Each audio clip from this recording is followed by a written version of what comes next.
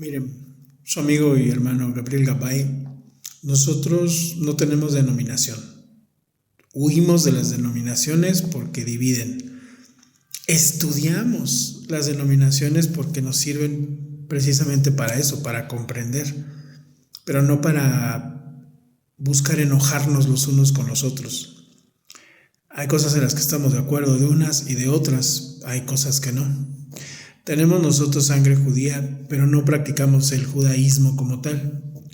Creemos que la Biblia se debe de estudiar desde el punto de vista del pensamiento judío, pero no lo imponemos. Y compartimos las cosas que aprendemos del cristianismo que son razonables y que son acordes a la palabra, según lo que nosotros hemos aprendido, porque es obvio que hay muchísimas denominaciones, muchísimos puntos de vista. Todo el mundo decimos que nos basamos en la palabra, pero la realidad es que todo el mundo tenemos un bagaje.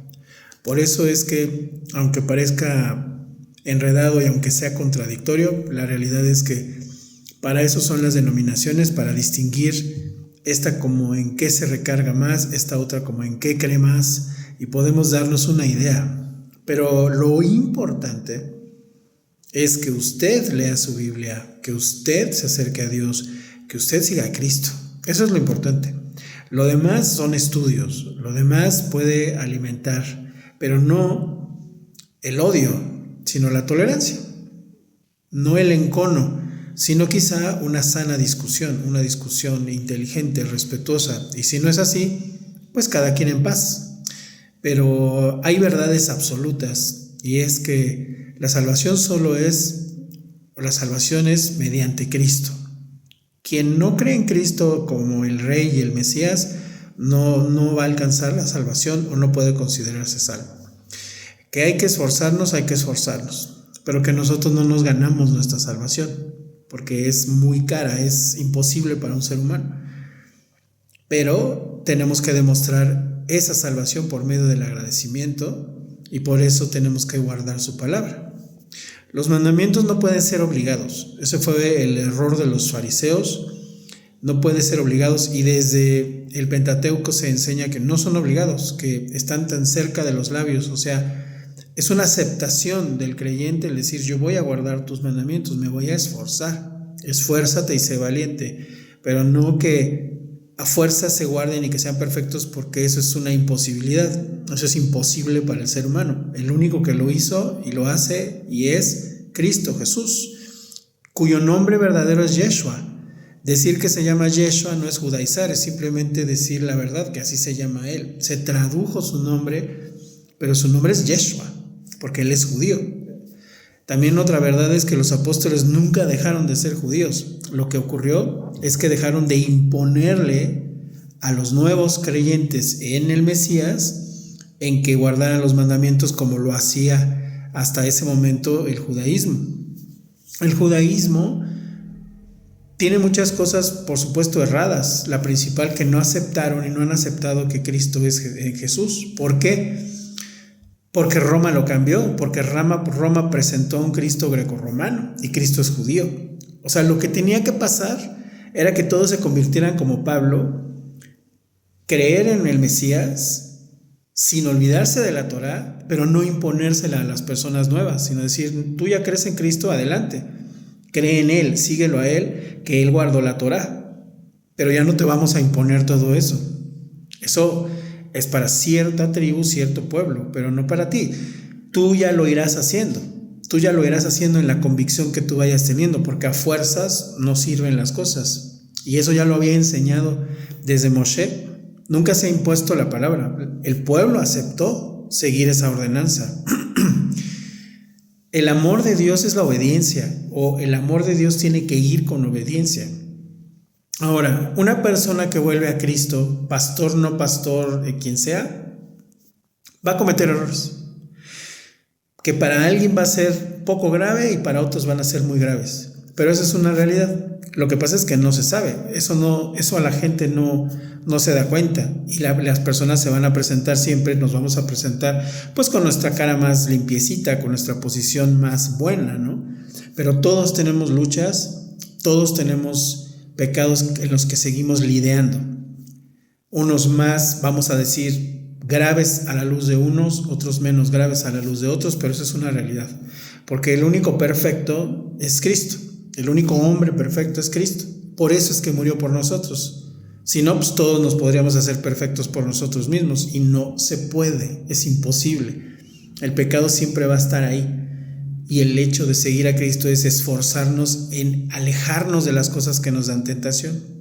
Y en la medida en que uno va creciendo en Cristo, en la medida en que uno va creciendo también en, vamos a decir, en lo material, van a crecer también las tentaciones, van a salir nuevas tentaciones que uno no le va a probar a uno una tentación de cosas carísimas cuando uno no tiene dinero, pero cuando uno tiene dinero, las cosas carísimas, placenteras, van a estar ahí para hacer tentación y ya caerá la persona o no.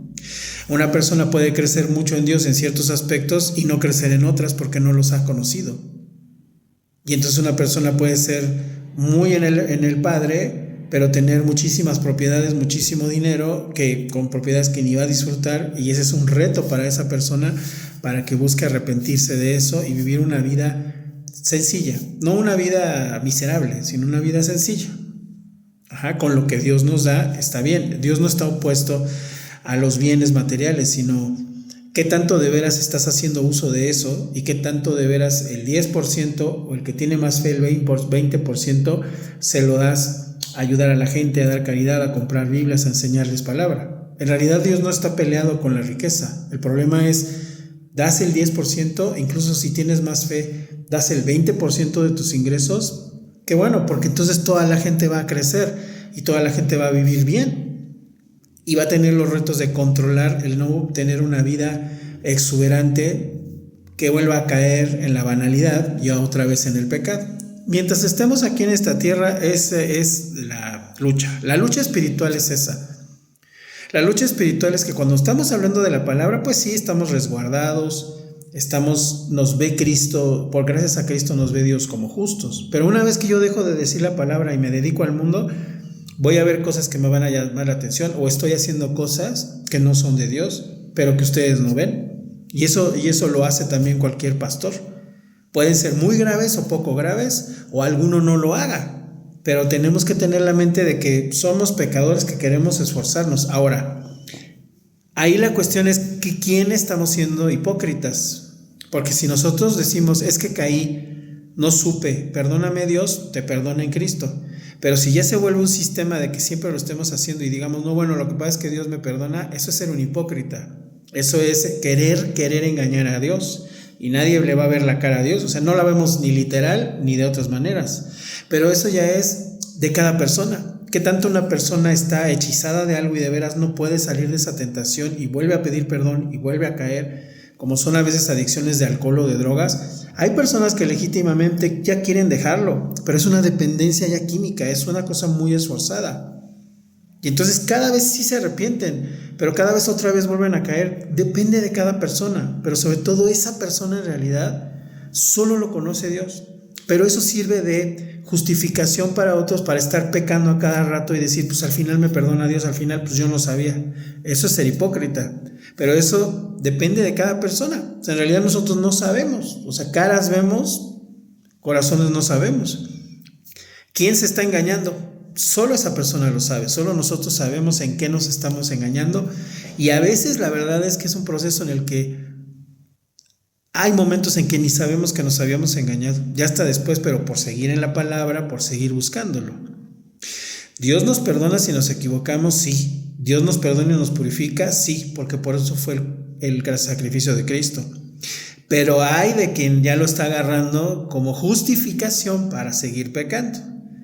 Que se engaña a sí mismo o se quiere hacer tonto y no busca la manera de evitar ese pecado y decir, si a mí me da tentación estas cosas, ya no lo voy a hacer, voy a buscar todas las barreras posibles para no caer en ese campo que a mí me haga caer por la tentación que no puedo controlar. Hay que ser sinceros con uno mismo, pero no justificarse en eso, porque eso además ya en esa continuidad significa que esa persona no se ha arrepentido de verdad, no le da ningún dolor fallarle a Dios, no le da ni siquiera remordimiento, ya se autorizó su corazón, está siendo un mentiroso. Y entonces, aunque saque demonios, y aunque diga muy bien la Biblia, y aunque se la sepa de arriba para abajo, cuando venga el Mashiach le va a decir: yo a ti no te conozco. Y tú le vas a decir: pero es que yo sacaba demonios. Sí, pero yo sé quién eres tú.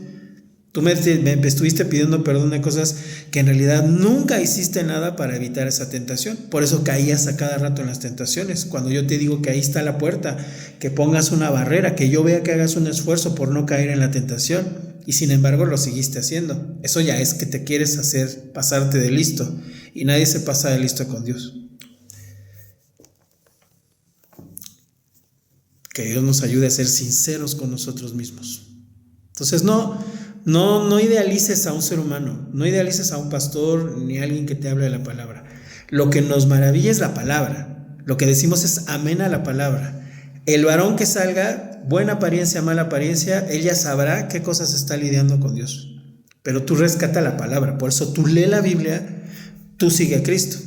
Pero a las personas nada más, alégrate de que estemos hablando de Dios. Pero ya de ahí, esa persona tiene tengo mis cosas con qué lidiar, tendré mis cosas en las que me esté engañando o no, como cualquier persona. Eso es más sano que estar idealizando a las personas, porque además eso es idolatría y eso también es un pecado mortal.